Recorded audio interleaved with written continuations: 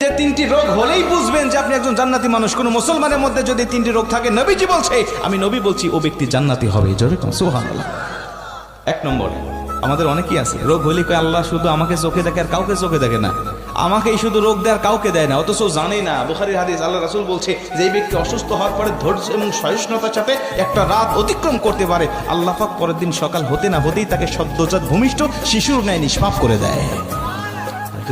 সুবহানাল্লাহ। তাহলে শুকরিয়া আদায় করার দরকার আছে। আরেকটি বর্ণনায় আসছে, নবীজি বলছে তিনটি অসুখ থাকে জান্নাতি ব্যক্তিদের মধ্যে সবচেয়ে বেশি। তার মধ্যে প্রথম নম্বর হলো, যেই ব্যক্তির সর্দি জ্বর বেশি বেশি লাগে, সে যদি মুসলিম হয় বুঝে নিও ও ব্যক্তি জান্নাতি হওয়ার আলামত, ও ব্যক্তি জান্নাতি। বিদায় আল্লাহ এই সর্দি জ্বর, ঠান্ডা জ্বর তাকে বেশি বেশি প্রদান করে। যেরকম সুবহানাল্লাহ। মিলে গেছে অনেকের জন্য না, অনেকের কিন্তু ঠান্ডা জ্বর বেশি লাগে। হাদিস থেকে বলছি, বিজ্ঞান বলছে, নবীজি এই তিনটি রোগের বিষয়টা নিয়ে আমরা গবেষণা করে দেখেছি। তিনটা রোগ এমন রোগ, যে রোগগুলো হওয়ার কারণে আল্লাহ পাক তাকে বড় বড় ক্যান্সার থেকে, বড় বড় রোগ থেকে, বড় বড় সমস্যা থেকে আল্লাহ পাক তাকে সম্পূর্ণ হেফাজত করে। জোরে কোন সুবহানাল্লাহ। ঠান্ডা লাগার পরে আপনার নাক দিয়ে যে সর্দিগুলো বের হয়, শ্লেষা বের হয়, এইগুলোর কারণে বিজ্ঞান বলছে তার শরীর থেকে বড় বড় জীবাণুগুলো, বড় বড় আপনার জীবাণুগুলো, বিভিন্ন ক্ষতিকর পদার্থগুলো আপনার শরীর থেকে বের হয়ে চলে যায়, যার কারণে ওই মানুষটা পরিপূর্ণ সুস্থ আরোগ্য লাভ করতে থাকে। যেরকম সুবহানাল্লাহ।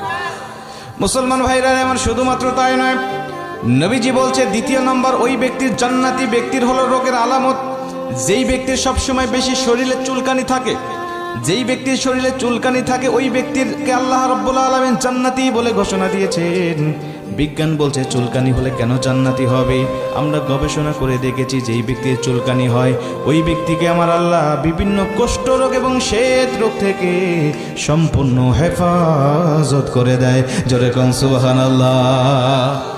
জান্নাতি রোগের আরেকটি আলামত সম্বন্ধে নবীজি বলেন, যেই ব্যক্তির চোখ উঠবে, চোখ ওঠা রোগ, এটা হলো জান্নাতি রোগ। নবীজি বলছে চোখ উঠলে বুঝে নেবে সেই ব্যক্তি যদি মুসলিম হয়, সেই ব্যক্তির ভিতরে যদি ঈমান থাকে, ওই ব্যক্তিকে আল্লাহ পাক জান্নাতি বলে ঘোষণা করে দেয়। ও যদি বাদবাকি আমল আখলাকগুলো যদি ভালো থাকে, ও ব্যক্তি জান্নাতি হবে, আমি নবীজি বলছি। কারণ এই চোখ ওঠা রোগ আল্লাহ সবাইকে প্রদান করে না।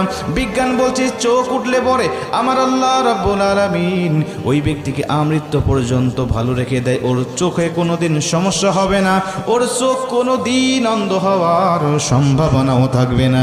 জোরে কোন সুবহানাল্লাহ। যার চোখ ওঠে তার অন্ধ হওয়ার সম্ভাবনা একেবারে 0%। বিজ্ঞান বলছে ও ব্যক্তি কোনোদিনও, আপনার চোখ উঠলে পরে ও ব্যক্তি কখনো অন্ধ হবে না। এজন্য এই সমস্ত রোগ হলে বা যে কোনো রোগ হলেই আপনি ধৈর্য হারাবেন না, আল্লাহর শুকরিয়া আদায় করবেন আর মনে করবেন যে আল্লাহ পাক